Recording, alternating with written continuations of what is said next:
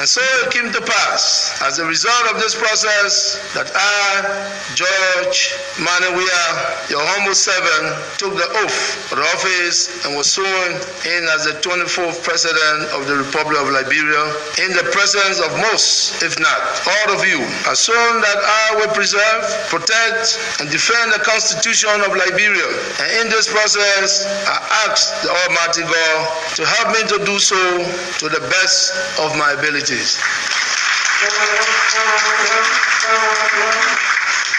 And in this is exactly what I intend to do. The Liberian Constitution, which is the supreme law of the Republic, and with which I am intimately familiar, shall be my principal guide for leadership and governance throughout my tenure as President.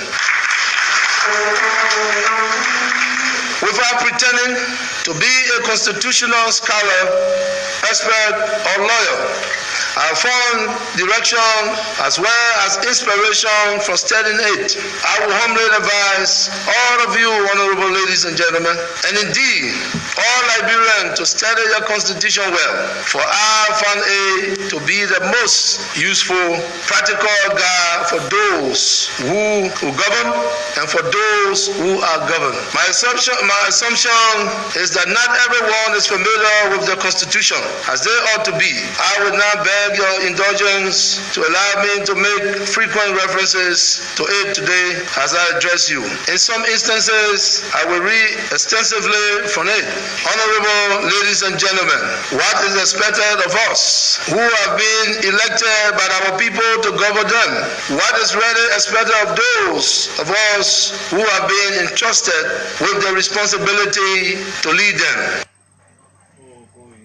In the passing of the baton from one generation of leadership. Since the founding of this country in 1847, more than 170 years ago, there have been certain restrictions on citizenship and property ownership that, in my view, have become serious impediment to the development and progress of the country.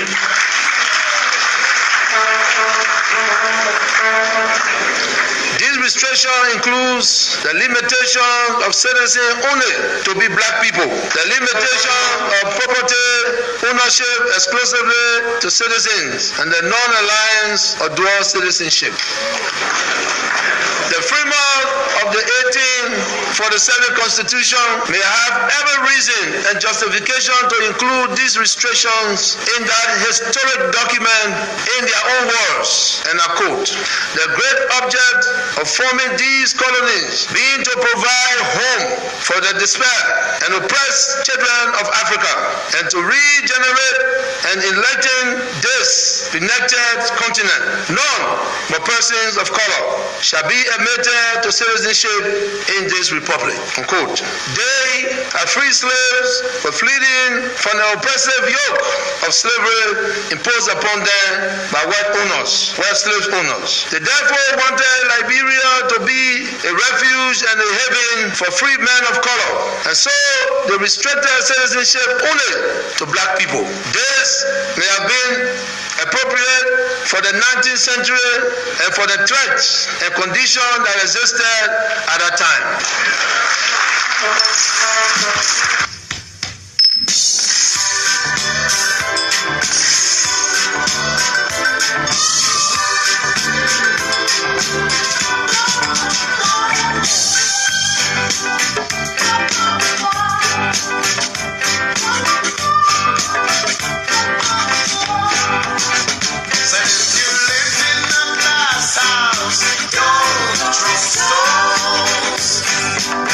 And if you can't take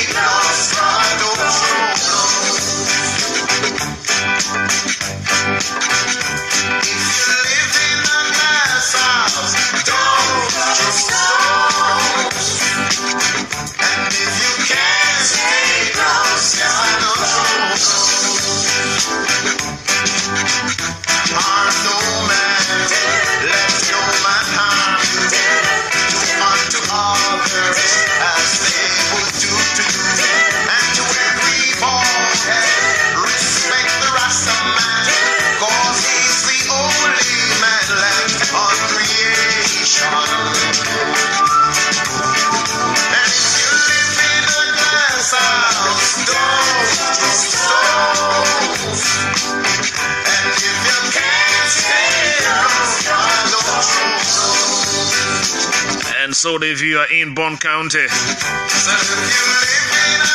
what more can we say? I love to hear the pedalman say Katwai, and they'll go on to say Kumain, Kumain Naha. I love to see the folks there from Nima County say Katuo Kavu Koma Koma Pene Kwanuzenyo Konumpiwe. What's up, my friends from Grand Bassa County? I hear some people saying Nemoe Negroe. I want Neboe. And some can say Nepeni. Apo Glepos Wobo. Glepos Wobamba.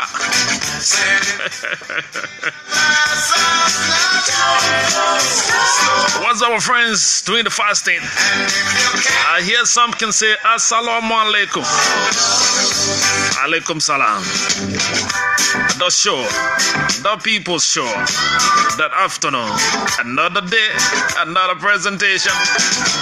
And so I'm back here, back in this very cozy, very, very cool studio.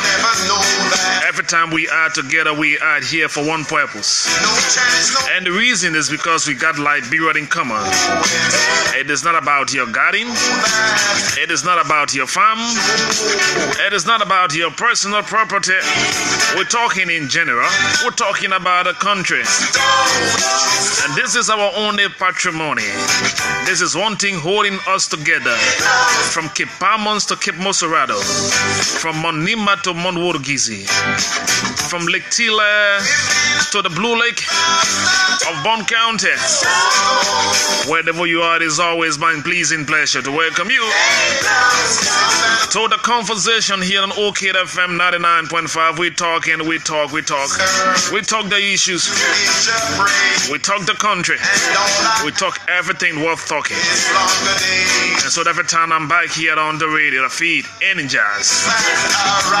I get rejuvenated every day. Once it's 3 o'clock and the clock tells me it's time to go in the black rocking chair to go on talking. Hey, Mr. David Coty, let me see what is this text message. Okay, then they will they say they will not come after us, but they will not listen to us.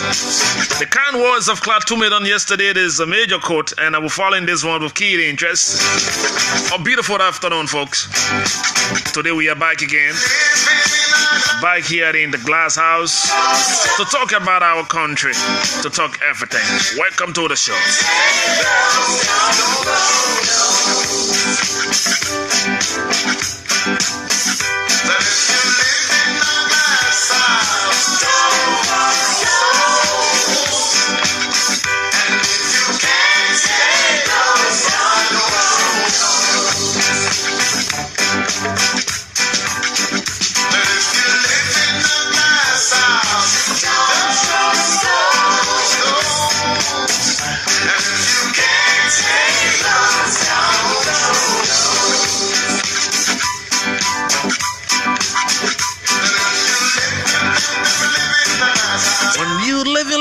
Living in the glass house. So you don't throw blow when you're living in the glass house. You don't throw stone when you are living in the glass house. This is the signature tune of the program here, the conversation, OKFM 99.5. I know you've gotten used to this theme song now, and every time it's a signature on your radio. You know the next voice you'll be hearing from Monday to Thursday is this beautiful voice of mine. My name is Toby. I'm going to be here with you for 3 hours.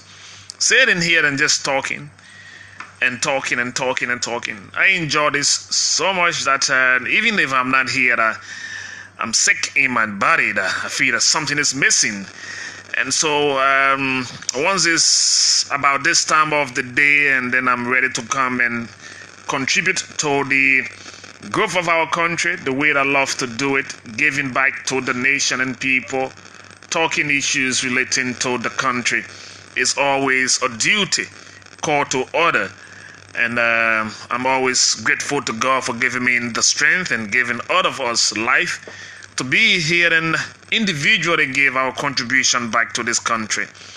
I'm sure that if we do this with peace in our hearts and of course with love for our fellow men and sharing the love with our neighbors, we can build Liberia and make Liberia the country that others will jealous and they will come here to see the magic or to see the way we've done this together as a team. We are united people. I know that for sure. Even though we are divided for some little issue politically, but there are times in our life that we put aside all of the differences and come together as one people because we got just one common denominator, and that is Liberia for us as a people. So let us keep discussing our country on a positive note. Even though if you are wearing the garment of criticism, let us be constructive in our criticism so that the criticism will help the country and will not harm the country. We can talk the talk and disagree, and our disagreement is just about making the country better. So for all of our friends viewing us on the social media, I will come to recognize some of you shortly. But let's run through our usual routine with the weather report for today. As we move about the country and seeing where we are right now. Today the weather looks good as always, but it's going to get on in its own style along the way during the course of the time leading to the end of another 24 hours. So currently, we are sitting at 25 degrees Celsius. That's what the weather band is reporting here for Liberia on today. And we are clouded. It says here, 29 is going to come later on, so there will be a change in the weather. It's going to get high at 29. The sun is beaming crazy at 29. That's high for you. But you start to experience shower and thunderstorm in areas, so that you ought to understand that. So maybe you experiencing a very hot sun here in Central Town. Some part of the country is about receiving showers. So around the country, the weather condition will not be the same, but we are just one country. Tonight, the weather is going to come down to 22 degrees. It's going to get low, and at that point, there will be thunderstorm in area. And tomorrow morning, you expect a very bright day. It's going to get high at 30 on tomorrow morning, but you ought to expect shower and thunderstorm in area as well. So just getting to pick up the pieces and understanding where we are as a people right here on the conversation OK FM 99.5. Let me say happy birthday to my one of my producers here, Duda Theodosius, right, is celebrating a birthday today. Today is the 22nd, and so there is the first start of all of the people born and referred to as Geminis. I'm included in this start, so we are all Geminis. And so let me say congratulations to you, dear, as you celebrate on today. Grow long, live long, get big, experience the fun and enjoy life. Let's hope you will grow in productivity and be a gift to your family as you move about on today. J. Josiah K. Power Sr. is following this broadcast. He's watching from Columbus, Ohio, the United States of America. He says, good morning, Smith, and the team there in Liberia. I'd like to say good morning to you, Mr. J. Josiah K. Power Sr. Can't understand birthday to Dira for me. Micah thinks positive Bernard is saying this one. Micah is wishing you happy birthday. Mohammed A. Jabat says, yeah, I'm following you from Claytown. That's from my Claratown resident in Monrovia. Lawrence Solonted is following. Mo Ali is also following the broadcast. Daniel T. Salud is following this broadcast. Amos Toy is watching. Princess Gobad is following the broadcast. I'm watching you from Orange Headquarters. Richardson Weird, how you doing on today? Another person here is when you combine your names like this, how do you expect us to call it? But he said Edith B. Godinson, Levi Tayon. Okay, I hope we can cut the name short a little bit, all these long names. But good day, he says, yeah, it is my humble pleasure to follow your show this afternoon live from Philadelphia. Thanks very much, Tyan, for being a part of the show on today. Thanks, Smith, for the good job and always inform our people of trending issues in our country. Let's get them talking right here. Makula Empire Augustine Son says here, I'm following the broadcast from South Korea. Good afternoon to everyone. Thanks very much for joining us. Imayu Soman says, good day, Smith. And Isaac Brand is doing the same. Hi to you. Just recognizing our friends. Ralph Mannion says, thanks for the commitment to the modeling. And of course, a very smart look, he says. I love the shite. Thank you. And I'm watching you from a boat. I'm sure that's somewhere in Cartwell. Thank you very much, Ralph, for the commendation. It is my pleasure again being a part of the conversation. I'm following you from Sinker. Michael Think Positive is sending this text message. Chukon Gustus Freeman says, I'm watching from the newsroom. Chukon, of course, I love to call him OKFM accident reporter. The guy, every time you watch Chukon early morning page on his way to work, every early morning accident is reported on OKFM. This man Chukon Freeman is reporting that story. Chukon, thank you very much for your hard work. James Sakangba Jean says, thanks OKFM for keeping us informed about issues in our country. Mama Liberia monitoring you from Korea. And all of you joining us, invite a friend to invite another friend, because we will go on talking today. Happy birthday, Dioda. And this one is coming from some of the viewers on the social media. It is always a good time for us to be together yet again on today. A loaded plate. And so it is going to be, as always, because you've developed so much interest in this platform. It is not my duty to disappoint you every time I'm here. So I'm always trying to keep the conversation in its best form, so that we can go on talking and understanding where we sit as a people. Let me give you some trendy development from across Africa first. Then, of course, we will come to Liberia. And then at 4 o'clock, I will be talking to Chief Cyril Allen, but he's going to join me on the line. So, but it's going to be a very interesting conversation here to talk to Chief Cyril Allen. Chairman Emeritus of the NPP will be live with me, discussing some of the national issues in our country. At 4:30, I will talk to Mr. Torbert Ninswa.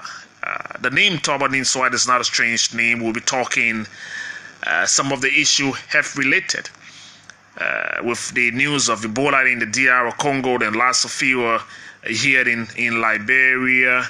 Public health is a very serious concern, so I will be talking to Mr. Torbert Ninswa at 4:30. 4 o'clock, I will talk to Chief Cyril Allen here on the show. On the flip side of 5 o'clock, we'll be talking to once an ambassador is always ambassador. Abdullah Dukle will be here and talking something about giving the government some more chance to prove itself as a government of the people. So at 5 o'clock, Ambassador Dukle will be Ambassador Dumba will be here spending some time until 6, when we take a break of the program to bring you the news at 6:15. So the lineup, a very interesting time for you to be with me on the conversation. Tomorrow I got a lineup for you. I will tell you the names of individuals coming on the show on tomorrow and then on the day after.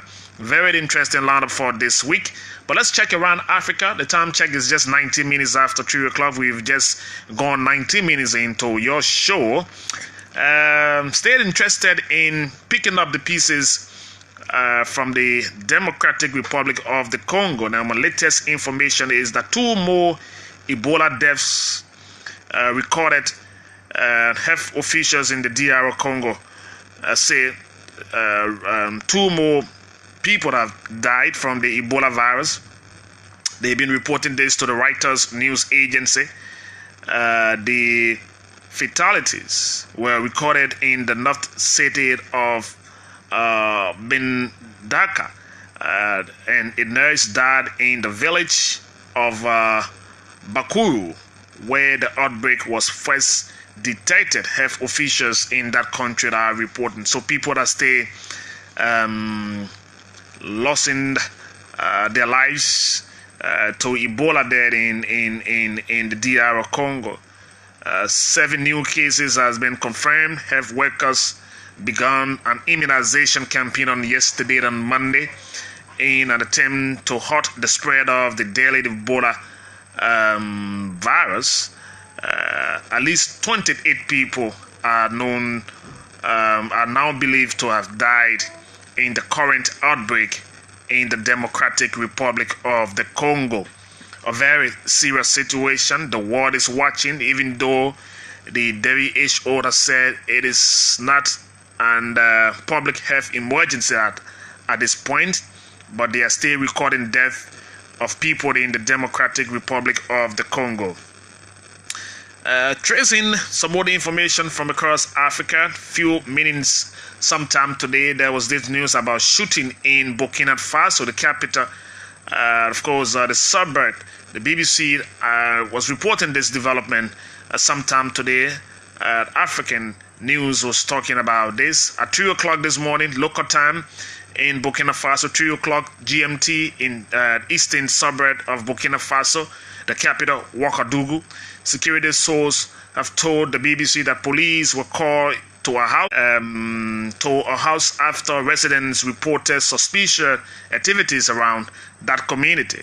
The firing is ongoing. That's what we are told in Ouagadougou, in the neighbor of Kampala and Sibe, they call it.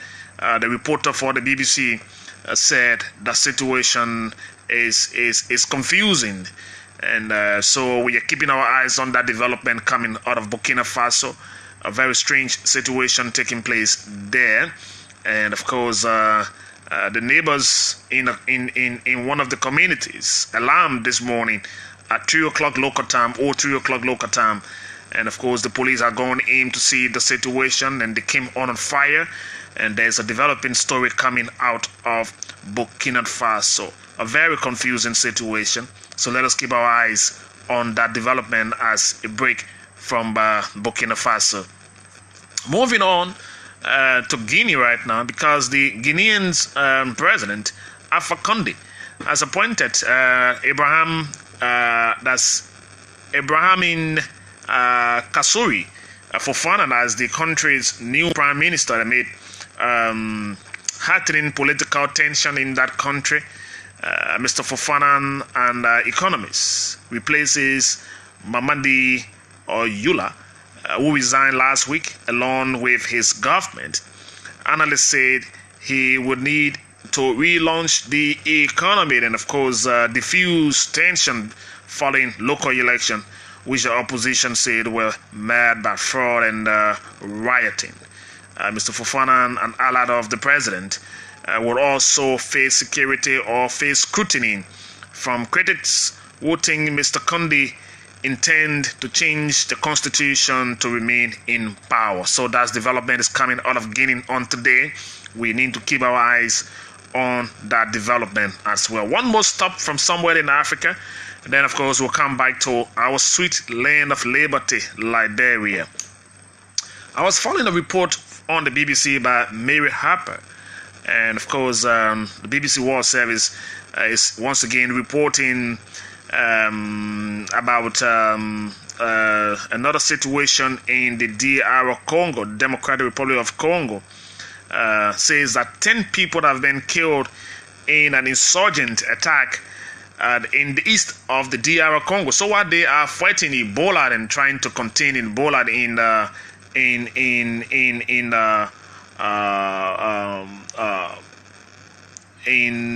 that country, today was reported that 10 people got killed in an insurgent attack in the east. They said the assault in the Bono region was carried out by a Ugandan rebel group, the Allied Democratic Forces, the ADF, was funded by the Muslim extremists, and of course pledges allegiance to Al-Qaeda. So it's a very serious situation there in the DR Congo. it has carried out numerous attacks in Uganda and Congo, including one in Benin last year, and in which 15 United Nations peacekeepers were killed. Many other rebel groups are active in the eastern part of Congo. Africa, we're watching, we're keeping our eyes on it. So that is a development coming from that point. Now we can land back home here. Here, where? Here in Liberia. Yeah, we're going to come back home to Liberia because we will get on talking about some of the trending development taking place right here in this country, so that we all listen and understand from what point we are as a people, and talking about the situation leading to the country, and of course those development that we can all talk about, just to get some more understanding about the trending issues in the country. Today I received a communication from Jonathan Gain. Is that his name? Jonathan Gain, the fellow from the Global Witness. Of course, I think he's one of the guys who've been pushing this Global Witness stuff. I received a mail from Jonathan Gain on today. I will read you what he sent because I'm sure it was is intended for public consumption, so you will get to know what is it that the Global Witness people are thinking and making of President. We are a committee that submitted its report recently to the president, and so we will talk about that shortly for you.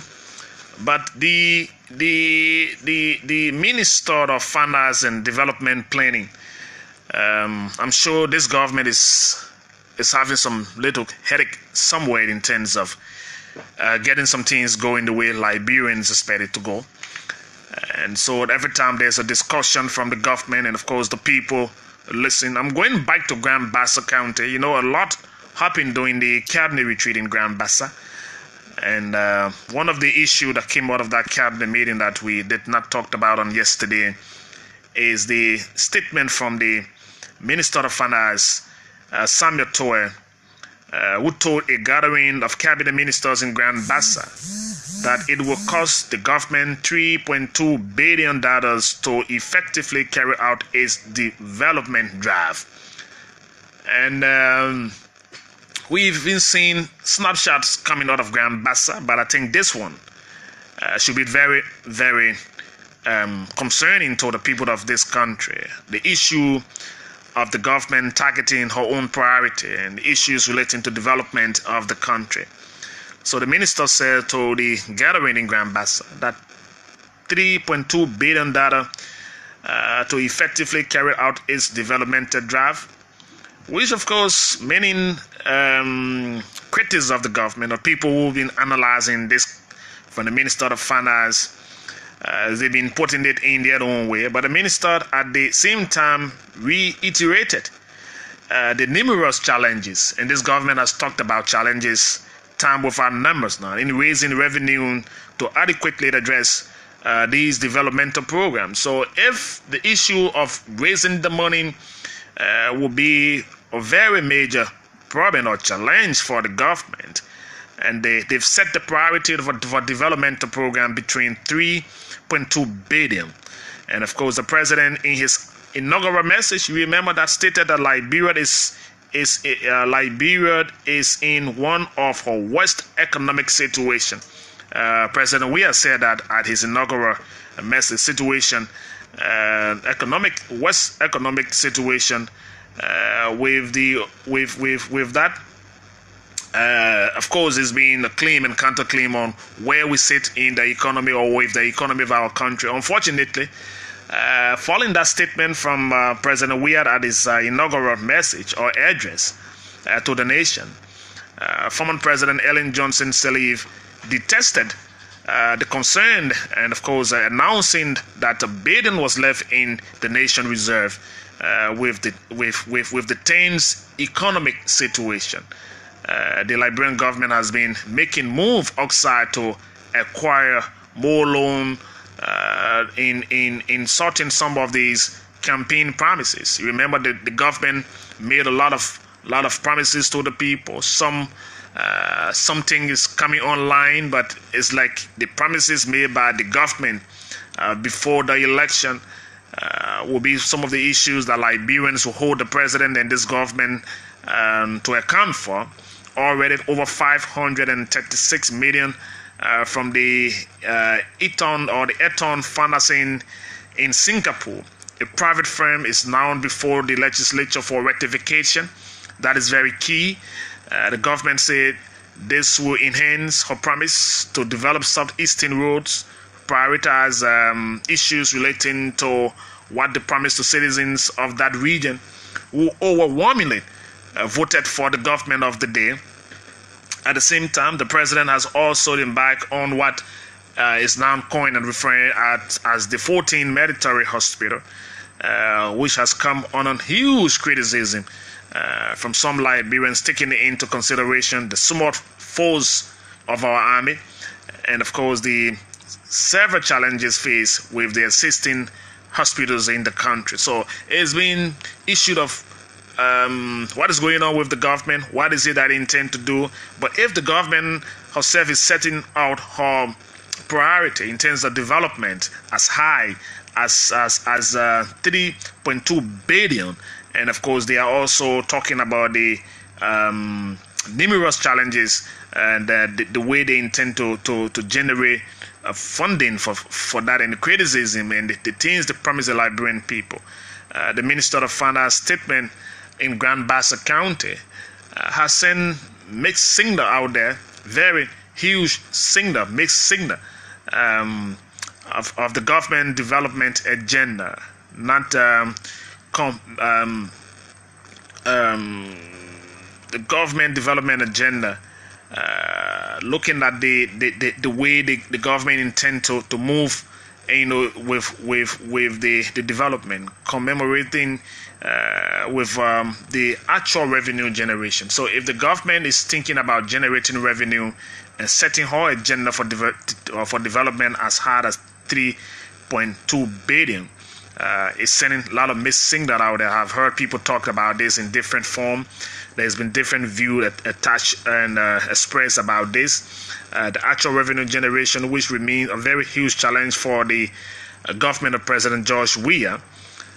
Some people barely have the country itself is still struggling to have a budget of $500 million, with at least 300 million of the budget said to be going towards salary alone. So with all of these challenges put forward by the government and setting its own priority as high as it is for development, that feeling now is how the government intend to get out of what they've promised the people of Liberia in terms of their deliverable. It is very, very important for all of us as a people to see how this government is being challenged and get on talking about the issue that will make the government to be trustworthy, and of course people will be looking the way of the government to deliver on what they have promised. It is not just about the 14 military hospital. They talk about the roads. The people in the southeast look very excited and awaiting that road. People around the country look very excited. The bread and butter issue, the situation with the economy, the rate, the transport fare, and the global issue. What sort of mechanism is the government put in place to tackle those basic issues? Should be a concern. So let us hope that the government will put more time in seeing how they intend to generate this huge amount of money that is intended to get their work going. Something that's gradually developing in our country, folks.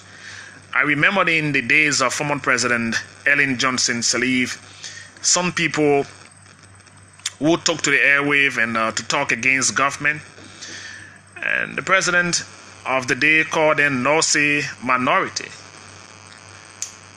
I see some trend gradually developing here, and are we having people referencing others as political drumbeat, or giving people names because they are criticizing the current administration.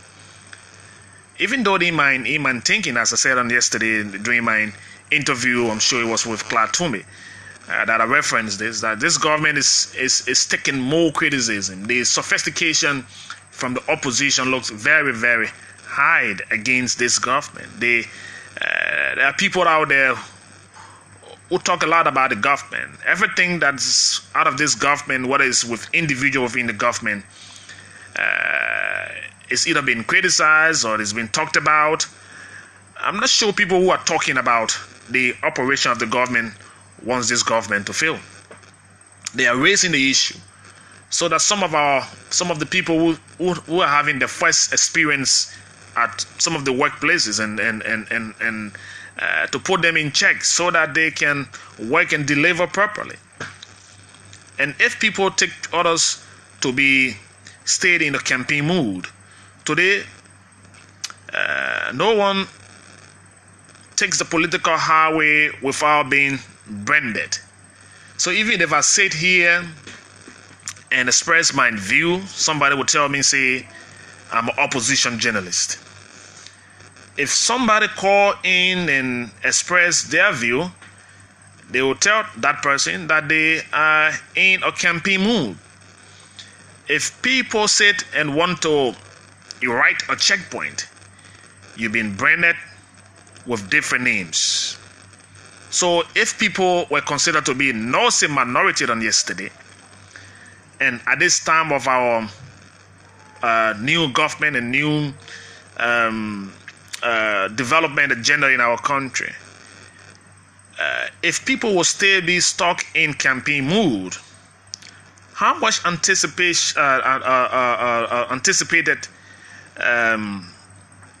people will still want to hold with the election? Because I'm sure the election have come and is now over. So we are not still talking about who's campaigning or who's talking about issues relating to the campaign. Yet, people still want to be politicking. Some people think that people are talking because they lost the election. So when you come in and express a view as a citizen or as an opposition, and you're saying it's not in the interest of the government, the others on the other side, or people who listen to you, think that because you lost the election, so that is why you are speaking out of your frustration. But you know, it is not possible to sit in a country where you see a lot of things going the way it is, and things are going, I don't want to say upside down, but things are going off, and to just sit and say, okay, we will not talk, we'll allow it to go the way it is, and so no one will talk about the government, raise issues about the government, and then they tell you, say you stayed in campaign mood, or you need to deactivate your campaign mood. It is not possible for us to live in a country here and know everything around us, because there's just a lot happening here that there's not a possibility to know them. So it's better we talk about it and raise the issue, while others will want people to close their eyes to them or blind their eyes to it. But how can we live in our country, for example, and say the vice president will be going abroad without the knowledge of her boss, and they say no one should talk about it? When you talk about it, they say you're in campaign mood. What is the possibility, even for a vice president of a country, to apologize to her boss and it become issue for the public to talk about, and people want to raise the issue and talk about it? And when you raise a voice on it, and they put you in a category, they brand you for speaking on why the vice president apologized.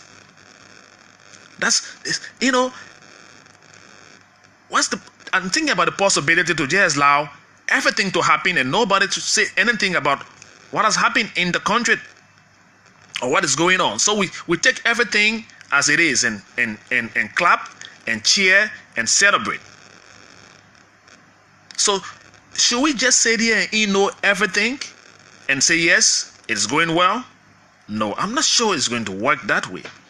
Because too many things, too many drama, too many drama happening here that we can all talk about. And people are not talking about it because they hate the government. But the same people who spoke in the loudest voice yesterday are now telling others that they are in campaign mood. That's the reason why they are talking. No, I don't see it that way. So the drama, for example, that the vice president will leave the country and take it to be on reconciliation day or unification day and go and apologize to her boss. So we say no one should talk about that one. We should ignore that one. That's a drama in itself. So what is the possibility for Liberians to say the NC or Deputy Minister of Commerce disrespecting her boss? And no one sit and say, let us not talk about it. Let's leave it like that. Let's ignore it. No, just leave it. And let the people run the country the way they want to run it. When you talk about it, they say you're in campaign mode. You should get deactivated. Take yourself from the campaign mode. So you sit here, you've seen a drama all over the place. A lot of things happening, and it's not possible to ignore those things that are happening. Liberians will talk. So if we just say they allow the government of the day, of the individuals around the government to do what they want to do, and no one cares to talk about it, I'm not sure we're going to drive this country anywhere further. The deputy minister, maybe sometime Eugene Fagon will just get on one day and take the airwave and say anything he wants to say, and nobody should say anything. Whether he's responding, if he's using invectives on people, or he's being so hard, he said that the social media as a platform, the terrain, I understand. So we leave it. And nobody should go after anyone doing anything. We just leave it like that. And at the same time, some people in the opposition, they get up out of nothing, they just say something. And when you want to checkmate them, you want to say something, they brand you. They put you. They either say you for government or you for opposition. So that the two things are happening here. If you're not government, man, you're opposition, man. But you see too many dramas happening to Eno. And we will keep talking about it because we want a better country. We want a better country. So if we are not playing politics as usual, without having to face accusation of being in a campaign mood, then how can we all contribute to make the country better? There's a plain turf, man. We all belong to this field. What I'm saying here as a journalist, and there's something out there that I ought to talk about. I'm not to be branded or turn me to be opposition journalist or take me to be a government journalist. I'm a Liberian, so I'm entitled to making this country better. And the way I think I can contribute to make it better is to talk the positive and the negative things that happen in our country. But if we keep branding people and allowing the drama to go without talking, or allowing things to happen around us without saying anything about it, how do we correct situation in our country? Vice president and president having power, don't talk about it. Assistant minister, deputy minister having force, just leave it. People killing the people, just leave it. Don't talk about it. Don't say nothing. Every time you say something that is for the common good of the country, people think you're attacking them. And then they brand you. They put you somewhere. And if you're from one institution, sometimes they just decide to just leave you. Don't do business with you. People killed in institution here. They blackmailing people. They put you in one closet. And you therefore, if at 6 years, they say you. And once when they build that mindset against you, to get it off, it's not an easy task. But we are rather harming the country than we are making it better.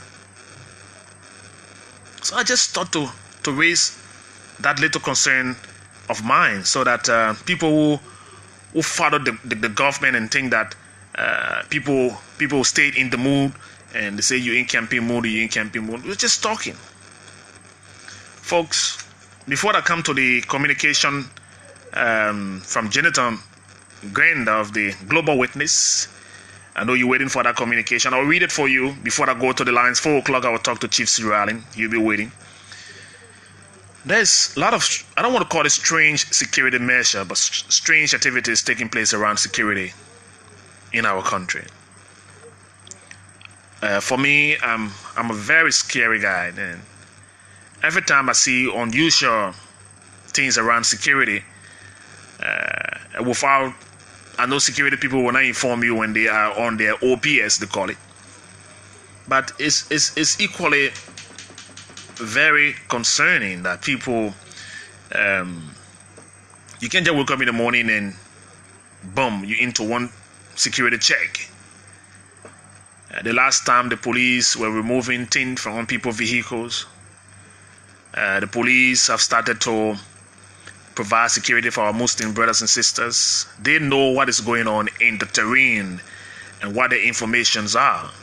We in the civilian side of the country, we are not reading the line as they are reading the operation. So,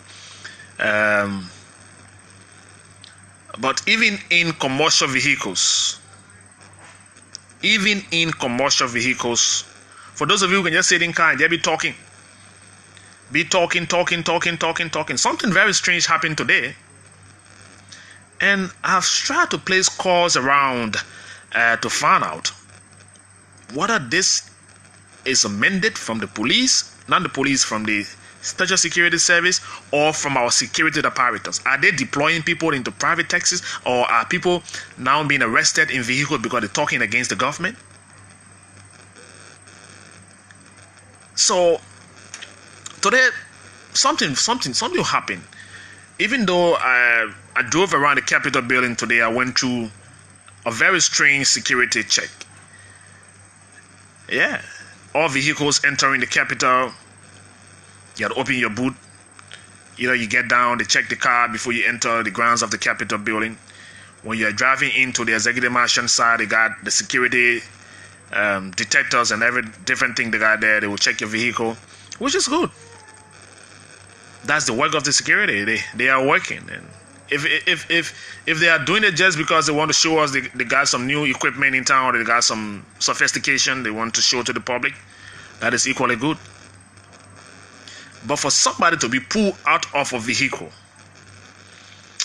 in an argument and taken to a police station by an SSS or EPS officer, or because they were discussing and he's in the same vehicle and says somebody is talking about the government.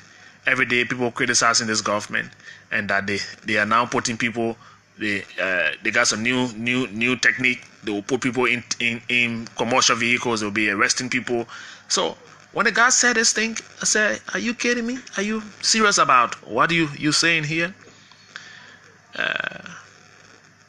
So today the police, one Timothy Gabler was picked up in a commercial vehicle because he and others in the car were talking, and they got involved into argument about the government and criticizing the government, and there was a security gentleman in the vehicle who kept quiet. And when they got on Broad Street, he ordered the taxi driver and one of the passengers he considered as the lead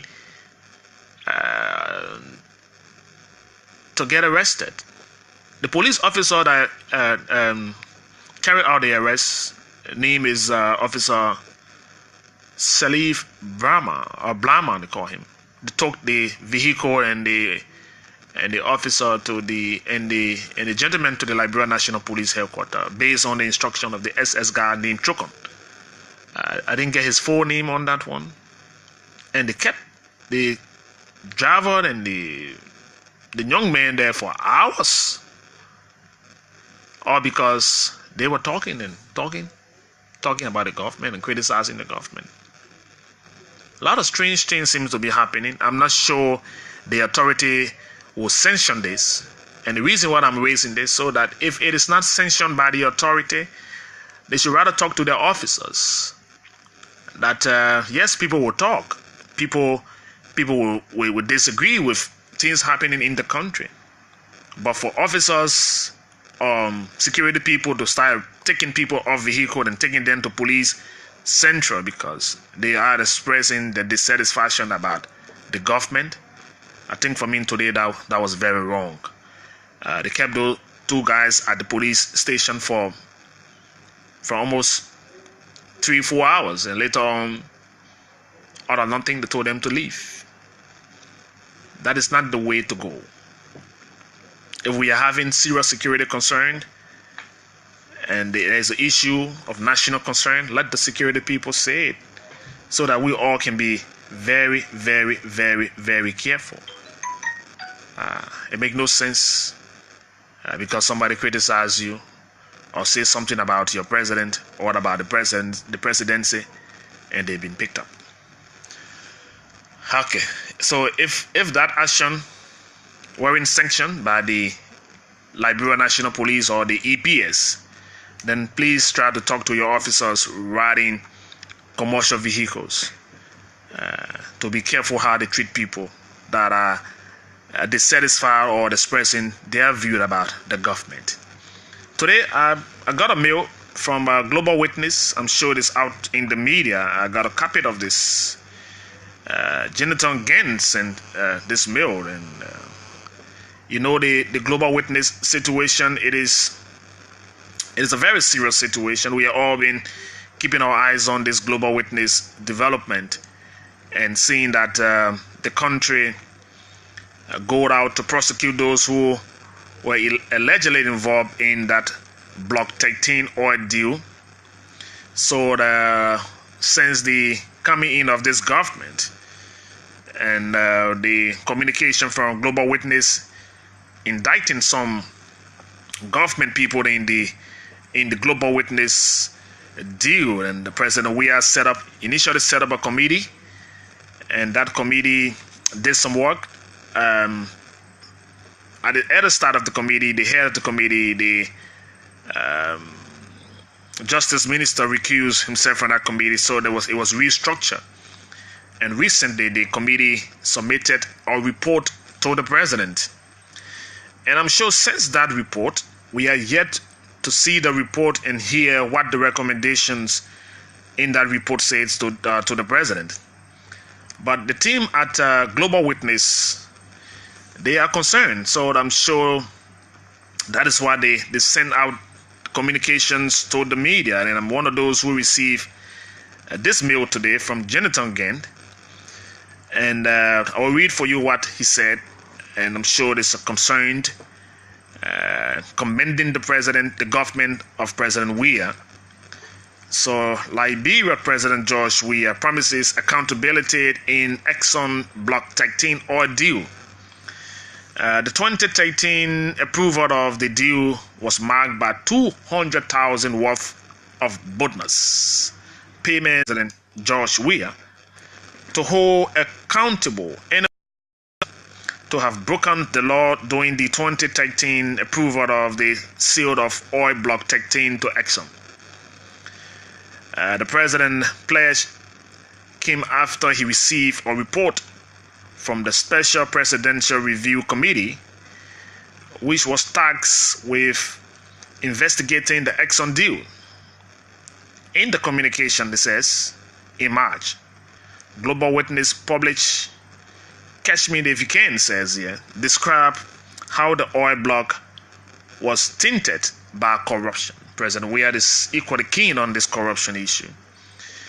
And in a May 20, that's May 17 release, President Weah stated, anyone held accountable, such person will be dealt with according to the law.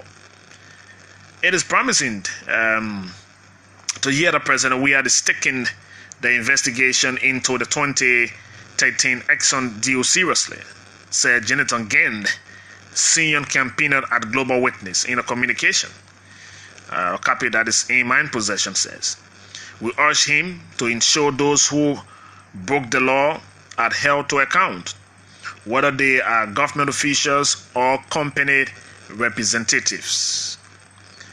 A copy of the commitment of the committee report, it says, has yet to be made public, and it is unclear what step the government will take to act on its recommendations. Global Witness called on the government to publish the committee's report and ensure a thorough, fair investigation into those involved in the 2013 Exxon deal. And this communication came in today from Jonathan Gend of the London group, they call it. He's the senior campaigner at Global Witness. And I received this document today in my email. And I thought to read it out for the public. Their concern is commending the president and, of course, asking the president, as per his word, to keep the push. And they are asking the president to publish the report to ensure a thorough, fair investigation into those involved in the 2013 Exxon oil deal. So that is for your information right here on the conversation. So we go places, we look for the news, we bring the newsmakers and people involved with it just to your doorsteps. We are together on the conversation at this point. I'm going to take a few of your calls until later on when we will get connected to Chief Cyril Allen at 4:30. I will be talking to Mr. Turbot Niswa, talking public health related issue. 5 o'clock, flip side, 5 o'clock. We'll get some talking about the country on the reconciliatory note, plus a lot more. So this is your platform, this is the stage, and I'm sure together we can go on talking on 07777009950880939395. Let's get talking right now. Oh. I left this phone on like this, and of course I knew a call was going to come through this one, but never mind for that. I'm going to check it out right now. Let me go to the line and start to get your interaction right here on the conversation. Place in the call and let's get talking. First caller right here. Good afternoon. Good afternoon. How you doing? Well, I'm doing good, and how are you? Well, thank you. My name is Mohammed. As to say, I'm a resident of District 17, but I'm calling you from Benson Street in my office where I work. Okay, please go ahead. Thank you, Smith, for the show. Smith, I want to talk about two issues. First one I have to do with the police that is brought to the zero house in like most of us, especially Monrovia, where I live. It's a good thing. I got no information. I don't know how true it is. Is it some terrorists are threatening to bomb Liberia or wherever? So that is the reason why police the police that your information there. The police haven't said anything about that, and I'm not going to raise a security threat with what people think, what information it is. The people who understand security are the ones carrying out the security. The reason why I even thought to raise that issue, and that's why somebody even saying here to me, even in the US, you can be picked up on phone call depending on what you said. So what they said in the vehicle, what happened, what didn't happen, if the police invited them to the police station, and of course in an argument, and they said they were criticizing the government, that's why they were picked up. I just thought to raise that as a concern so that we can be very careful as we move about talking about our country. But let me take this caller right here. Hello. Good afternoon, Smith. I'm good here. How are you? My name is Patrick Samo. I call from Foro. Okay, please go ahead. Yeah, Smith, thank you for flagging most of the issues of national concern. But I just wanted to briefly speak on the issue of the guys that were picked up by the police. And that I do not know the detail of the case. And we hope that you, the journalists, will get to the bottom of this. But what I would say is that, look, there will be no reason why officers will arrest anybody for criticizing. I have commuted on public times and I know exactly how people speak their mind free. And nobody tell them anything. But what I've experienced also, Smith, is that sometimes the argument or the talk they start with politics as they relate to government opposition. But they get so passionate that somebody feels threatened, and the best thing you do, you go to the police. I hope this is not the case. Because if we get into an argument about the government and you left the entire issue of government and politics and you get to my personal life and I feel threatened, I have the right to call the police to ensure that I'm safe. All right. Thank you. Thank you ever so much. In passing, we're talking about that.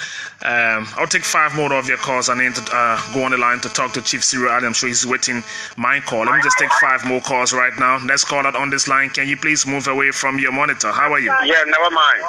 Please never go. mind, Smith. Yes, how are you? Thank you. My name is Noah Zhao Gibson. Please go ahead, Noah. I phone in from my usual Jacotown resident Okay. in Painesville, District number 2. Quickly, Smith, I'd like to speak to the Global Witness commendation to the President about having a willingness to act in accordance with the report that has been submitted by the committee he constituted to probe in a Block 13 oil saga. I think that commendation by Global Witness is worth on a very serious note. But again, the President shouldn't be carried away by that commendation, because they are just telling him, they're not commending him for anything substantive. That is just an initial commendation for expressing a willingness of taking that committee report very serious. Because mind you now, one thing the Global Witness people are stressing, according to what you read to us, the publication of that report. Because if you publish that report, everybody will know what is in the report. Because of the government failure to publish a report, we're hearing all kinds of speculation. We're even hearing that our former president is implicated along with her son in the report, including the current justice minister. But only the publication can verify what they say it is true or is not true. So we want to thank Global Witness for coming out with such comment, and I think the commendation we welcome it for now, so far, until the President can act upon what the committee is recommending. Thank you very much, Noah Zhao Gibson. Let's make way for 4 more calls right here at 0777700995. Let me slip in another one. Hello. Good afternoon, Big Brother Smith. And how are you today? I'm fine. My name is Alfonso Dennis Jr. Thank you for you guys. Please go ahead, Alfonso. Yeah, Smith, I got interest in one key area. You know, we were here yesterday when the people referred to the regime all kinds of names. But then they did not do it in a constructive manner. Only yesterday, but today, all of these young guys are criticizing this government. They are criticizing the government. They are trying to put the government on the right track, because they are doing their criticism along with recommendations to the government. It left with the government to take it to it. But then, Smith, another thing that actually came to my attention is the way some of our government officials of today conducting themselves. Now listen to the Minister for Public Affairs and from Ministry of Information, President Mr. Fagon, who referred to the public that some of you little fools will sit around here and just talk. Smith, I don't think that's a real, right way for us to go. Because some of us, we got to sit down on the side. That's our own way of helping the government to tell you what is wrong. You can't just sit back, and just lean back and just look out. You people have your will. If everybody want to sing praises to the government, how would the government would know their wrongdoing? So that is it. I think you really need to come down on a more serious note. You need to come down and understand the terrain first. Thank you so much, Bigger Smith. All right. Thank you ever so much as well. Trying to get your introduction right here. If you are with us, you are on the conversation. Let me cross to the US to see who's joining me right now. Hello? Hello? Okay. This call from the US is not coming through, so I will come back to this line. How are you? Hey, good afternoon. Good afternoon. My name is Ishmael Fornicator, and I'm calling you from the Bourgeois Island. Please go ahead, Fornicator, Ishmael. Thank you very much. Well, I want to be clear here. I have traveled to other countries around the world. I see exactly how security is like. Sometimes when you are even traveling to a state, before you even enter, there are places that you have to take off your shoes. Everybody will take off their shoes. They will take off their coat and whatever you get in the bag. If you have a key or whatever you take it from in the bag, you got to pull it in the place, a special pen there for that rubber issue. And that will apply to a special instrument. Before you yourself walk, when you go, you have to put your hand up without your belt. You don't have belt on you. And then it will show you a special place to pass to know as to whether you have something extra on you. Okay. So if this can be done in a developed country, in other countries, I think whatever this government can do to protect us, for me, I don't want any level to look at the contrary. It is in the interest of us, and I think the security system, we all need to support it so that we all can live happily in this country. All right. Thank you, Ishmael. Let me take two more quickly and get on talking right here. So 0777700995. Next caller on this line. How are you?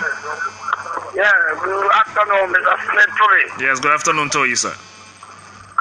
Yes, my name is Gabriel. Will I join you for around the Bonja Trophy this afternoon? Please go ahead, Gabriel. Yeah, with the issues of the two guys that were arrested, you get me, for the session. You know, sometimes our brother is still strong, you know, to discuss issues. They can discuss issues constructively. You get me? Sometimes they always go by abusing. So you know, something maybe they were abusing the taxes. There's a reason you see they put it on. You just be discussing issues that you're abusing. They're not showing no respect. All right, thank you. Let me talk to Timothy Paulus. Paulus, how are you? Yes, bro, how you doing? Well, I'm doing good, Paulus. Yeah, my man, I'm listening about it June 9, my man. I'm thinking about June 9. But man, allow me to play the devil advocate when it comes to this whole global witness thing. Yeah. This global witness report is something that happened in 2013. If it happened in 2013, we've gone 5 years. We have a new government that has its own priorities and struggling with other issues. Why did they release this report? Why did they release the report the time they released the other report with Vanessa Sherman and the other people? You know, this is, to me, there's a flaw to distract the government, our governments in Africa, to not, you know, do the kind of things those do for the people. You know, because I think they should have released the report a long time ago. Why they release the report when Mr. Weah has come to power? But what is wrong? What is wrong with them releasing the report at this time then? The time. If something happened in 2013, you release other report that impacted other people. Why didn't you release the report? Secondly, who is the complainer here? Is it Global Witness or ExxonMobil? So what do you think? The reason I'm saying this is that to go to court, our government has to spend a lot of money. Remember the issue with Ellen Snow and the late Chairman Bryant, when the early Johnson Sirleaf government rushed to court thinking that they had evidence. In that case, government spent over 40,000 or whatever the amount they spent in that case was not won. So we need to be very careful. One thing I noticed about our country, we lack quick fix. I think that when our leaders, when our president is forming committee, will not be giving the committee 2 weeks to report, 1 month to report. This committee should go in depth. If the committee will take 6 months, 1 year, the committee must bring all of the facts so that when the government go to court, the government have a lot of evidence. But if a committee that investigates every 2 weeks, between you and I, you think that committee has a lot of evidence to indict people? Only people need that and say, oh, yeah, the people admitted to this thing. And not only that they have the hearing, they admitted that they receive money. Okay. All right, Paulus. Thank you. Thank you very much, Timothy. Thank you. Let me hold you right here, Timothy Paulus. But thanks for your time and for joining us right here on the conversation. Folks, I'm going to hold all of you at this point. Thanks for your interest in the subject matter and those issues that we raise for you. Just trying to keep our country peaceful and just raising some of the little things. Some of it you overlooked, but it's very, very, very important. We're trying now to pick up Chief Cyril Allen, and we'll be talking to him on some of the national issues as well. He just could not make it to the studio, so he's going to be on the other side of the line here on today. I'm sure we got Chief Cyril Allen with us now. Chief, let me say a pleasant good afternoon to you and welcome to OK FM. Good afternoon, Smith. I'm very happy that you have called me. I'm feeling my giddy, but go ahead. Anything urgent? It's good to hear you every time you are somewhere in the county, especially in Mangibi County. What is about you in Mangibi, by the way? Let me start with you this way. Well, I reside in Mangibi District 1, and I have my farm in District 5. So I'm all the time in Mangibi, either at home or at the farm. Okay, so good to know that you are involved in farming. Maybe you are home or on the farm. But let me ask you, Chief Cyril, and I'm sure you're following the development in the country. It has been 5 months plus than of this coalition government that you are a part of as a member of the governing council. In the last few weeks, it's been complaining about hardship. People rather sit and talk about their economy. It is getting so bad, it's getting high. I'm sure you are hearing all of the talks around the country about the current state of affairs of the economy. Yes, I am, Smith, but I always emphasize that one, patience is a virtue, and two, governance is a process. It's not an event. No one should dream that immediately after a government is installed in 4 or 5 months, everything is going to be rosy. There are plans.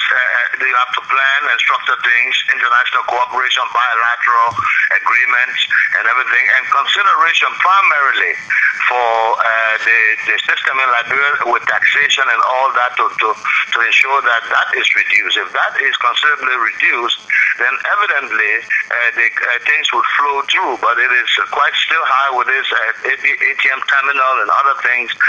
This is putting a lot of pressure on the ultimate consumer. So that is some area to look at also that will create relief. Another area I've always said is the creation of jobs. Smith, in this country, there were concessions signed between our national legislature, of course, the executive branch, and concessionaires. They agreed to provide certain jobs at the concession level. The projections were very clear, and the government calculated its income tax on the basis of those jobs to be created. Those infrastructure that was supposed to be built, some of these concessions proposed that in the first few years they will build schools, some say hospitals, some say they will build feeder roads. Most of these concessionaires have not performed, and they have not employed the skilled and unskilled Liberians to work within these concessionaires as they proposed. So there's a very high learning curve there, and it is incumbent upon the government also, and I'm certain that that has been done with the establishment of a commission to review the concessions in Liberia with the aim of recommending to government those things that are needed. You see, when you create these jobs, there should have been thousands of jobs created by the concession and concessionaires. They have not done that. They have not employed the Liberians. They have not trained them. And so we have to take that important. The legislature also have to look at that, because some of these concessions are in their area, in their districts and in their counties. It is important that they pay attention to that, to create additional jobs and train more Liberians to work in these concessions. It's not the responsibility of the government that they have not expanded their institutions to create these jobs, because they use the concessions to generate money from international banks, and they invest those monies in other places rather than investing them in what is required by the concession. Okay, so let me come in here. Let me come in, Chief Cyril, and let's get it going as a conversation so that the listeners out there can get the beauty of your time with me on this radio. So I heard you made mention of taxation, and of course the government of the day now should be looking in the direction. If the issue of tax is the problem for the hardship either economy or the issue of job creation not being created by concession companies, how is the government of the day, and from your understanding, should rather attack this? Because Liberians, the people who voted for your government, with all of the excitement, are now gradually looking at the government in the opposite direction. Well, it is very clear, and easy, straightforward. I hope that we can keep the conversation like that, but it is the responsibility of the functionaries and the institutions in government to direct these economic undertakings. And I think we have qualified personnel who are reviewing the possibility. The port is also looking at the ATM terminal issue. I'm certain it's still on the books for discussion, and some other areas in the taxation area. I'm sure there are reviews going on for consideration to be made for possible reduction. If you can reduce it, that means you can expand it, because there are many border points that things are leaking through and we are losing taxes on. There are many citizens and other people evading taxes by under declaring their goods in their businesses and under declaring the values of their premises. So some of these things have to be looked at. It's a process. It's not necessarily an event. I'm sure the functionaries and the functions in government can handle that. Okay, so in all of that, we consider that as not a quick fix kind of thing. It's going to take some time. That's a whole procedure to get that done. But the bread and butter issue for Liberians is, for example, transportation fare, and of course prices on the increase in the country. As a government and as OHN, a man who stayed much time around government, how does that worry a government of the day when its citizens are complaining about high increase in transportation prices on the market? Looks very high, the economy looks very tight. Should your government get really concerned about this?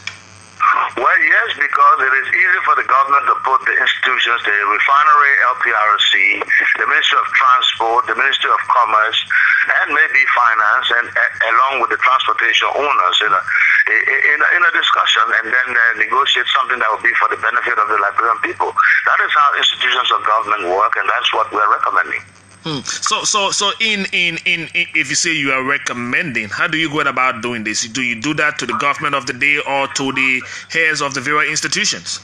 It's in process already. We are consulting. We are in touch with most institutions of government. We discuss on casual basis on the things that are important, and there are other groups that are also making contributions and making inputs to that. So I think this process is on. It's not the matter of, the results are not out yet, but I'm certain that the process is on and it's continuing. And very serious discussions and interactions are going on to alleviate some of these economic strains on the people. The first thing is to have knowledge about it, and the second thing is to devise means to tackle them and get them resolved. And that is what your critics think, that you came to the administration unprepared. The government of the day, you are running on a pro-port agenda that is being explained in its own understanding, depends on who you talk to. Are Liberians and the people who voted for you hold the patience to see how you move about, how this government will perform with the economy, and of course to take people out of poverty, because you are running a government to take people out of poverty. That's a major challenge for this administration.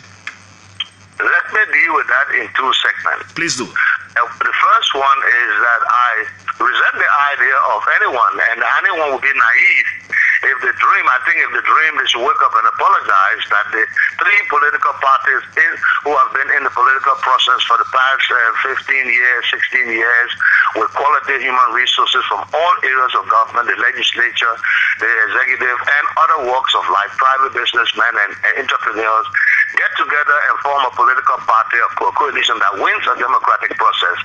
And someone would dream that it was an ill-prepared government. I think that is absurd, and no one should dream about that. Now, about the second item, about the pro-poor economic policy, it is very clear in the platform of the Coalition for Democratic Change, of which I was chairman of the steering committee that drafted the platform for the coalition. And the pro-poor concept is embedded in the platform, so no one individual interpretation would mean anything more than someone researching the platform of the CDC and knowing what the pro-poor agenda is. In simple terms, and the framers of the agenda for transformation of the coalition, the intent is to look at it this way: a pro-poor agenda, directly economic policy, is just strictly that more money will be spent to benefit more people than it will benefit individual agencies and concerns. So if you have to spend $10,000, make sure you spend it in a way that benefits the majority of the people. And that is the concept that will be taken down to the county development project and all that, so that there is a change. There is actually a new order where you are considering mass interests as opposed to individual and private interests. So let me in clear terms, and for anyone to mistake it to be anything to the contrary is a misunderstanding. How do you allow your followers or the voting population or Liberians to understand the procedure, the patience that come with getting things done the way they expect it to happen? Well, the common concept is that patience is a virtue. And I'm certain that most of the partisans and supporters of the coalition and Liberians understand that it is under 6 months since the government has been in place. It's expected that the darkest hour is just before dawn, and dawn will come. And I'm certain that with the functionaries we have in government and with the institutions working collectively together, guided by the national leadership, I'm certain that the idea is to cater more to the need of the people and make their lives better. I'm certain that is the direction of this government. Looking at the direction, Chief Cyril Allen, what is your take when you heard about the government on a priority issue in terms of development that is going to hover around $3.2 billion as announced at the recent cabinet meeting in Grand Bassa County that had to do with government development draft, and of course the government own a budget that is just hovering a little, just $500 million. How do we fit across, looking at the priority for development that is around $3.2 billion, and the salaries that goes to government officials is just $500 million? Is that possible in terms of a very tough economy? But the goodwill of a government, the development agenda, and the bilateral relationships with international partners and supporters can lead to a lot of new things and better things for the people of Liberia. They have to see a government that is committed to working in conformity with the challenges of the ever-changing times. Times are changing, and government will conform to those things to make sure that the lives of our people are better. But I'm certain that you have contact with the functionaries in government, the Minister of Economic Finance and Economic Planning, and other ministries and agencies, and if you engage them in these conversations, they will give you much more details on the process that they are going through. They are functionaries in there, and exactly on top of what you are talking about. It's better to ask them. I'm sure they will convey more to you. Or the Minister of Information, these are people who are around with what is happening, and it is good to disseminate this information to the public so that people would know that things are in progress. When people work on behalf of people in institutions and whatnot, it is good to alert them and inform them of the progress of what is going on, so that with knowledge there's power, and people can be patient and wait for these things to come to fruition. But that is the way we look at it, and I think the proper functionaries should be contacted in government so that they can give you details of these things rather than talking to us. Mine is a personal idea. I'm not expressing the idea of any institution or government. I'm just giving you my general opinion about governance as an experienced person. Okay, so based on that experience of yours, let me ask you, are you actually satisfied with the performance of this government so far? And if so, can you state your satisfaction? If there is a disappointment, can you equally state that for us? Well, we think that that is a question that is both complicated and controversial. I'm satisfied with the performance of my government so far, and I would make all efforts to ensure that we try to make things better by consultation and activity. That's what is expected. It's a 3 months, 4 months period. You cannot judge anything, and basically we are on track with the development agenda. I'm certain about that. Even your certainty equally speak about your disappointment, though. Well, there are disappointing moments in every process, Smith. Really, there are disappointing moments in every process, and it is not because of a particular group of people. There could be individual weak links in a system that would cause it to lag a little bit, but they will buckle up as pressure come in from other institutions. I think collectively a lot can be done for Liberia because the goodwill of those people who are serving in government are the commitment and the reliance on the type of mass support that the institution got, the coalition got, that people are committed. To whom much is given, much is expected, and I'm certain that they will endeavor to achieve those things. Okay, so let me push you a little bit further deep down to your own side of the coalition, the NPP component of the coalition. Your party is seated at the second spot or slot of this government with the vice president. Were you surprised to hear how El Prodigy told the president, based on what she referred to as leaving the country without the knowledge of her boss?